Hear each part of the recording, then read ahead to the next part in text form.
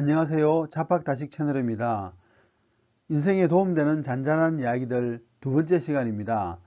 지난번 영상처럼 오늘 영상이 도움이 되셨다면 구독과 좋아요 부탁드리겠습니다. 감사합니다. 첫 번째, 우리는 혼자가 아닙니다. 아버지가 소심한 아들에게 가르침을 주기 위해서 말했습니다. 아들아, 무슨 일이든 최선을 다해라. 사람은 생각하는 힘이 있기 때문에 자신이 가진 능력보다 몇 배 일을 할 수 있는 거란다. 어느 날 아버지는 아들을 데리고 산으로 갔습니다. 아버지는 아들에게 앞에 있는 바위를 들어보라고 시켰습니다. 아들은 땀을 뻘뻘 흘리며 애를 썼지만 그 바위는 꿈쩍도 하지 않았습니다. 그 모습을 보고 아버지는 혀를 끌끌 차며 말했습니다. 너는 지금 내가 가지고 있는 힘을 다 쓰고 있지 않구나. 그러자 아들은 원망스러운 눈으로 말했습니다. 아버지, 저는 지금 전 먹던 힘까지 다 하고 있는 거란 말이에요. 하지만 이 바위가 너무 무거워요. 그러자 아버지가 말했습니다. 아들아, 너는 애를 썼지만 혼자서 바위를 들지 못한다는 걸 알았을 거다. 하지만 넌 최선을 다한 게 아니야. 너는 방금 나에게 도움을 청하지 않았어. 함께 있는 사람도 너의 힘의 일부분이라는 점을 명심하거라. 우리가 함께하면 그런 바위쯤은 쉽게 들 수 있단다. 사람들은 개인의 능력만을 자신의 것이라고 생각합니다. 그러나 그것은 잘못된 생각입니다. 믿음이 있다면 하나님의 도움을 청할 수 있고, 우정이 있다면 친구의 도움을 청할 수 있습니다. 또 사랑이 있다면 연인의 도움을 받을 수 있습니다. 우리는 혼자가 아닙니다. 함께하면 모든 것을 할 수 있습니다. 두 번째, 자신의 일에 최선을 다하세요. 반드시 보답이 돌아옵니다. 항상 즐거운 마음으로 자신의 일인 페인트 칠을 하는 남자가 있었습니다. 그런데 그 남자에게 오래된 보트에 페인트 칠을 해달라는 제안이 들어왔습니다. 겨울에는 보트를 타지 않을 텐데 이상하군. 그는 그렇게 생각하면서도 그 보트를 정성스럽게 칠을 했습니다. 하지만 날씨가 추워서 칠이 잘 스며들지 않았습니다. 한참을 땀을 뻘뻘 흘리며 정성스럽게 칠을 했지만 만족스럽게 칠해지지 않았습니다. 그렇지만 그는 최선을 다해서 칠을 마무리했습니다. 뭔가 미진한 기분으로 보트 밑을 살펴보던 그는 보트 밑바닥에 작은 구멍이 나 있는 것을 발견했습니다.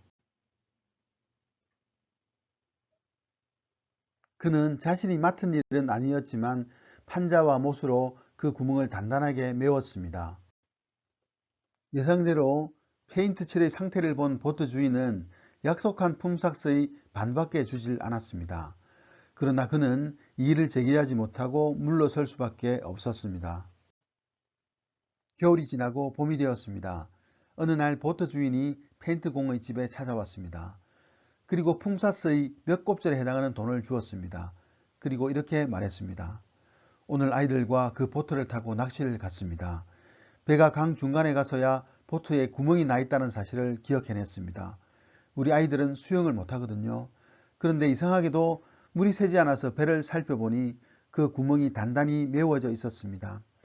내가 칠에만 신경을 쓰고 화를 낼 때 당신은 배를 타는 사람의 생명을 지키는 일을 했던 것이지요.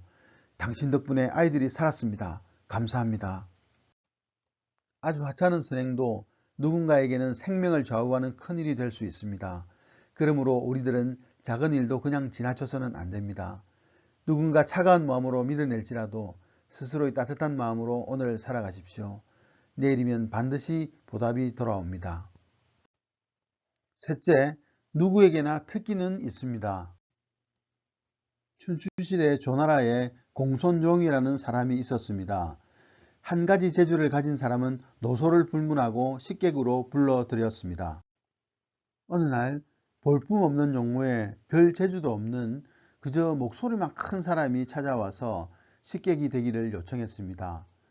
공손용은 그를 식객으로 받아들였고 사람들은 어리석다고 비웃었습니다.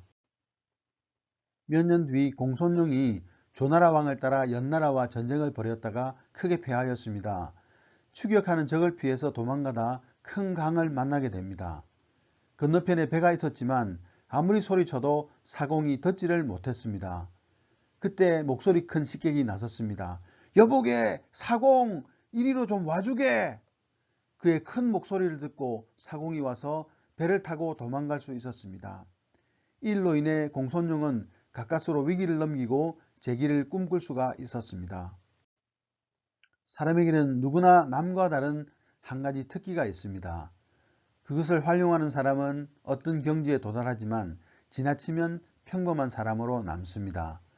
당신의 특기는 무엇입니까? 찾아냈다면 갈고 닦아 날을 세우고 때를 기다리십시오. 언젠가 반드시 쓰일 날이 올 것입니다.